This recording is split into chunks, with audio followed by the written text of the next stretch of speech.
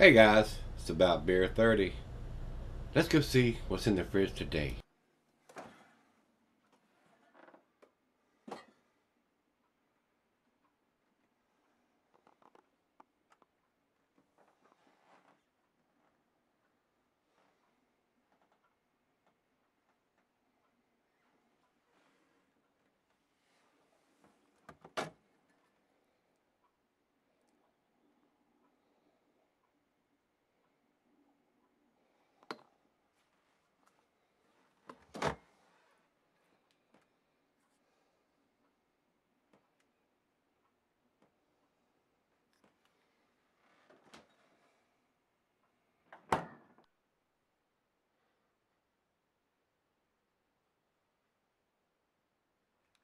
Hello everybody, welcome to Gregsbeerreviews. Today I do appreciate it. Yep, there's two beers sitting on here.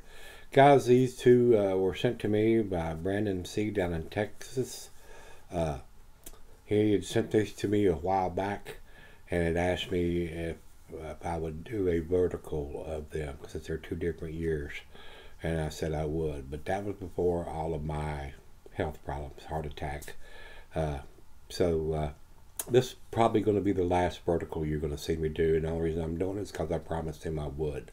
But I'm probably going to share some of these with the other half. So with that being said, this is the 2015 edition right here, and this is the 2016 edition.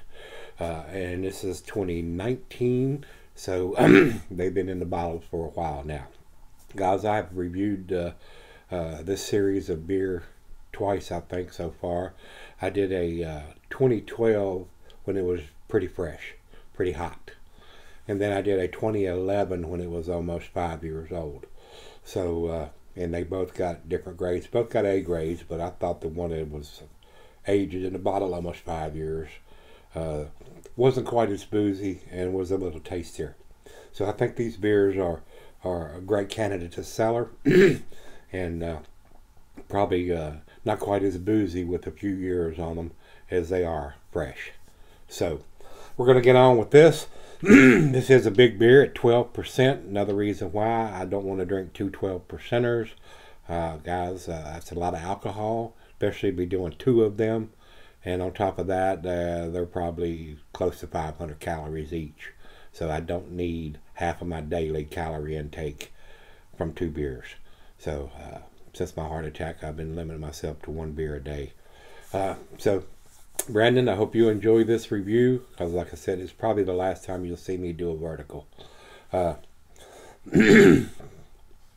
right, let's get on with this.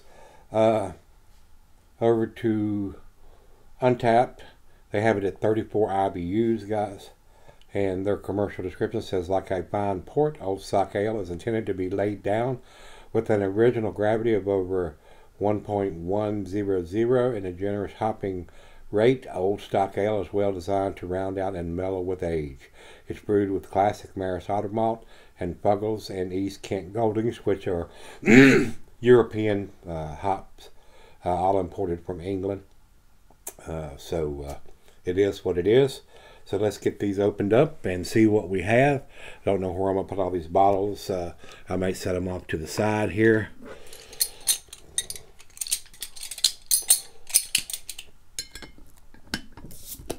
Little hiss out of that bottle. I'll just leave that open. And get this one into the glass if I can do this without dropping anything. Let's go down the center here and see what kind of head this thing generates. I do think this is an excellent beer. North Coast Brewing does some really tasty stuff, and what comes to mind is their Old Rasputin. So very nice brownish color on that. Half a finger of head. It is fairly cloudy, but I can see some light through the thin part of the glass, and I do apologize since I'm using two different glasses and not the same style. So and now with this one, we're going to get this one open. About the same amount of hiss. And into the glass we go with this one. I'm trying to pour them straight down the center the exact same. So we don't, and on that one, about a quarter finger of head on that one. I'm going to set this 2016 bottle down here on the side. And I don't know where else to put this bottle here, guys. So you can see the beer. They look pretty much identical in the glass here. So I'm going to set this bottle down out of the way so you can see the beer. Same for that. It's about the same brownish color. A little bit of light coming through. Not a whole lot. They look very, very identical in the glasses. A murkish brown color with not much head being poured down straight down the center. Pretty aggressive pour, but it's a 12%, and that happens a lot of times with the bigger beers. So let's get a nose on this one and see what we got. It's got a nice maltiness with some caramel and toffee. Hints of some dark fruit. And just a little bit of the alcohol. It doesn't seem boozy or anything. So let's get a nose on this one. I'm getting exactly the same aroma. And this one, the 2016, seems like it's just a smidge, just a hair more alcohol in it. So I do think this beer, the alcohol content, subsides a little bit with age. Caramel, toffee, and hints of some dark fruit in there too, guys. So they look pretty much the same in there. I think this one has just a smidge, not much, just barely noticeable to me, that it's got a little bit more alcohol on the nose than this one does, and this one's a year older. So 2015 and 2019 is 4 years. This is 2016, it's 3 years old. So let's give them a taste and see what we got. Cheers, everybody. Cheers, Brandon. Thank you. I do appreciate it, sir. Hope your new year is going well.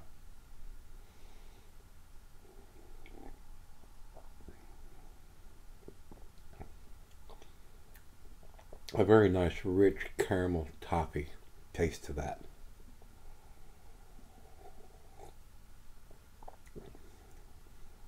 A very nice, easy drinking beer for as big as it is at 12%. Very pleasant. All right, let's get on with this one.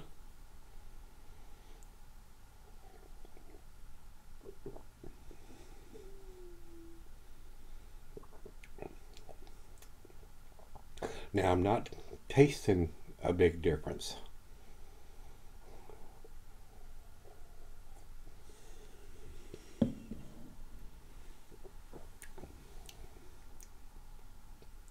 They're pretty much the same. I'm not detecting a big difference in the taste. Now on the nose, fresh out of the bottle, this one right here seemed to have just a smidge. Now I want to emphasize that, and that is not reflecting in what I'm tasting. Basically, I'm tasting the same beer.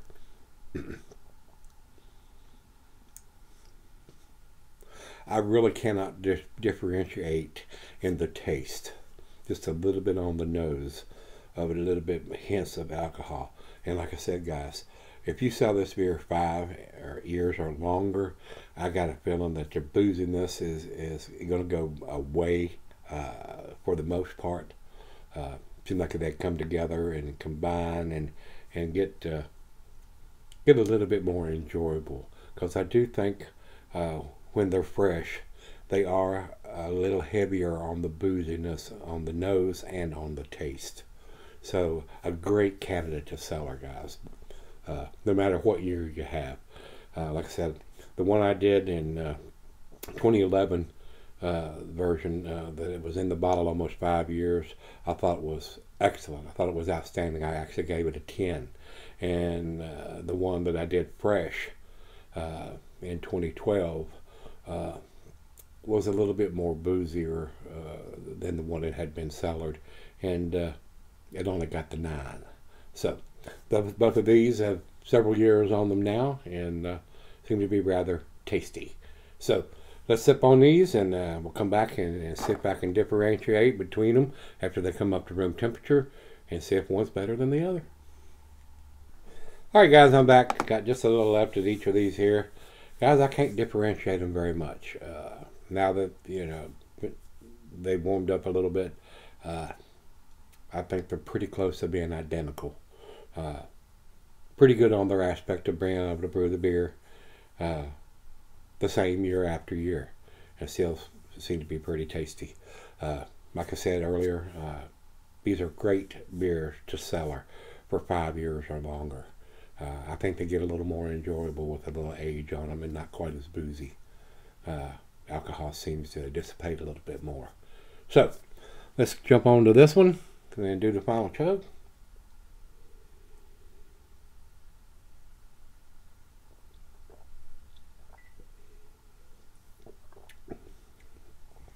Very nice, very pleasant. Very enjoyable. It's got a nice sweetness to the back end like a barley wine does. Alright, let's do this one. This is a 2016, I believe.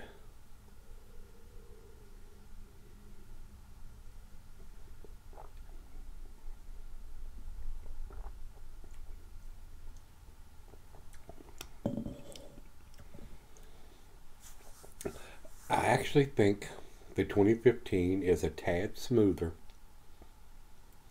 and a little sweeter, but they're very, very damn close. I mean, a year difference between the two bottles. They're pretty close. They're real close. But I think this one is a tad sweeter and just a little bit easier to drink than that one. They're both excellent beers to drink, whether you drink them fresh or you want to sell them for 3, 5, 10 years. I got a feeling this beer at 10 years would be absolutely unbelievable, because I had that one at 5 years and I thought it was a 10 beer. I don't think these are quite to the 10 gauge, but I do think they're A beers. I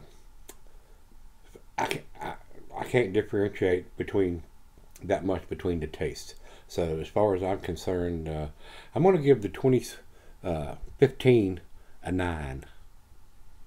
And I'm going to give the 2016 an 8.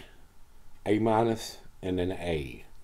Because I think this one is a little smoother and a little easier to drink and not quite the alcohol. The alcohol is close to that, but not quite. I don't think it's come to this point here. One more year and it's probably going to taste like this one. So that's where I'm at on this one. 2015, I'm going to give the 9. 2016, I'm going to give the 8, A minus. So I think they're great beers to cellar. And that's where I'm going to leave that. We're going to jump over to Beer Advocate. And they say it's 4.12, which is, they're A minus, borderline A minus A scale from those guys over there. And over to Untapped, they have it at 3.92, which is a B plus. So those guys over there aren't quite as impressed with it as I am. I think it's a great beer, and I think it's a great beer to cellar. So, and North Coast Brewing, they're the ones that do Old Rasputin, which is a big time favorite, excellent beer to me. So that's where we're at on these two. So Brandon, thanks again, my brother, for sending these two. I hope you enjoyed it. Like I said, this is probably the last vertical that you're going to see this guy do, especially on these big monster beers, 12%. So that's where it's at. If you've had either one of these, let me know what you think. Recently, anyway, I'd like to hear what you have to say. And if you've done a vertical like I have of these two recently, definitely let me know what you think. Whether one was better than the other, or boozier than the other, or sweeter, or whatever the case may be. So, we're going to wrap it up, guys. Till we meet again, let's go see what's in the fridge.